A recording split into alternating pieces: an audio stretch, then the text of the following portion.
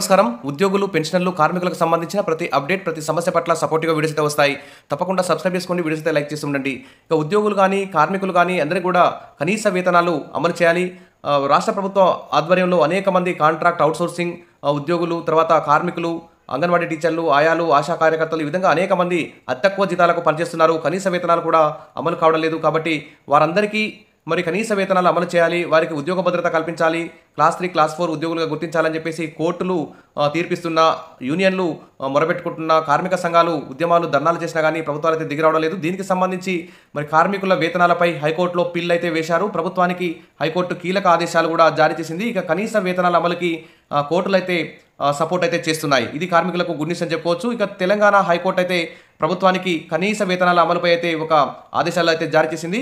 కార్మికుల వేతనాలపై తెలంగాణ హైకోర్టులో ప్రజా ప్రయోజన వ్యాజ్యం అయితే దాఖలైంది. రాష్ట్రంలోని దాదాపు 73 శాఖల్లో 1,27,00,000 మంది కార్మికులైతే పనిచేస్తున్నారని తెలిపారు. 5 విభాగాల్లోని సంఘటిత కార్మికులు 47 లక్షల మంది ఉన్నారని కోర్టుకు వివరించారు. గత విచారణలో 6 వారాల్లో గెజిట్ అమలు చేయాలని ఆదేశించినట్లు వివరించారు.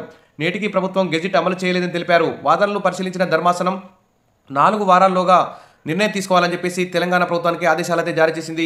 కనీస వేతనాలపై హైకోర్టు అయితే కీలక వ్యాఖ్యలు చేసింది. గెజిట్ అమలు కోసం కోర్టు అయితే ఆదేశించింది.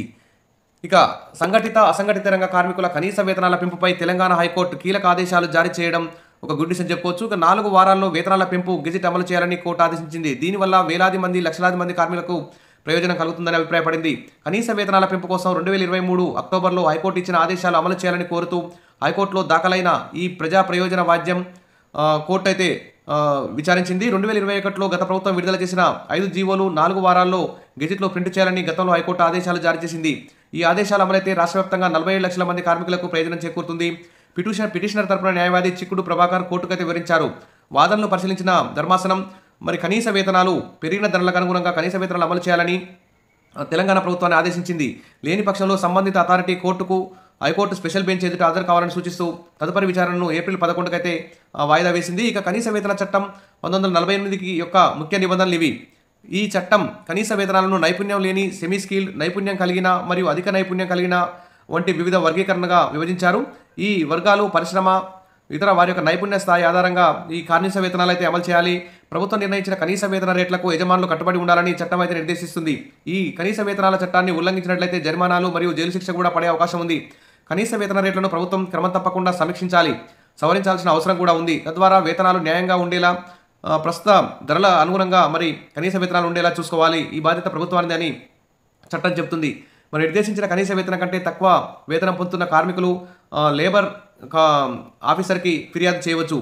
ఇక్కడ చూస్తే కనీస వేతనాలు కేంద్ర రాష్ట్ర ప్రభుత్వాలు నిర్దేశించిన కనీస వేతనాల ఆధారంగా మరి ఈపీఎఫ్ సహకారాలను కూడా లెక్కిస్తారు. ఈపీఎఫ్ కనీస వేతనాలు ఉద్యోగుల సామాజిక భద్రతా ప్రయోజనాలను మరియు వారి యొక్క దీర్ఘకాలిక పొదుపులను కూడా చూస్తాయి.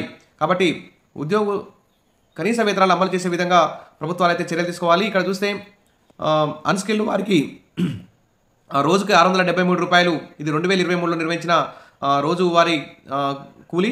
సెమీ స్కిల్డ్ వారికి 742 రూపాయలు, స్కిల్డ్ వారికి 816 రూపాయలు చెల్లించాలి. ఈ విధంగా కనీస వేతనాల సవరణ చేయాలని చెప్పేసి హైకోర్టు అయితే తెలంగాణ ప్రభుత్వానికి ఆదేశాలు జారీ చేసింది. మరి హైకోర్టు ఆదేశాలను వెంటనే అమలు పరచాలని చెప్పేసి సిఐటియు అయితే ప్రభుత్వాన్ని అయితే డిమాండ్ చేస్తుంది.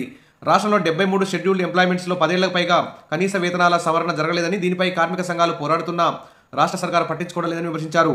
గత బీఆర్ఎస్ ప్రభుత్వం జీవోలు సవరించకుండా కార్మికులకు అన్యాయం చేసిందని గుర్తు చేశారు. ప్రస్తుత కాంగ్రెస్ సర్కారు వేతనాలు పెంచకుండా డిఏలను కలిపి వేతనాలు పెంచినట్టు మొక్కుబడిగా ముసాయిదా గెజెట్లను ప్రచురించిందని తెలిపారు. కనీస వేతనాలు పెంచితే ప్రభుత్వాలపై పైసా భారం పడకుండా ఎందుకు ముందుకు రావడం లేదని ప్రశ్నించారు. పారిశ్రామికవేత్తలకు అధిక లాభాలు గడించి పెట్టేందుకు కార్మికులకు వేతనాలు పెంచకుండా పొట్టకొడతారా అని నిలదీశారు. పెరిగిన ధరలకు అనుగుణంగా కనీస వేతనాలు పెంచాలని సిఐటియు అయితే విజ్ఞప్తి చేసింది. ఇప్పటికైనా ప్రభుత్వం స్పందించి కార్మికులకు ప్రయోజనం చేకూరేలా కనీస వేతన జీవోలను సవరించాలని కోరారు. ఇక నిన్న ఏప్రిల్ 11 రోజు హైకోర్టులో అయితే ఇది వాదనలకు వచ్చే అవకాశం వచ్చింది. దీనికి సంబంధించి కూడా అప్డేట్ అందిస్తాను. తప్పకుండా సబ్స్క్రైబ్ చేసుకోండి, వీడియోస్ అయితే లైక్ చేస్తూ ఉండండి. ముఖ్యంగా ప్రభుత్వాలు అయితే కనీస వేతనాలు అమలు చేయాలి. Thank you.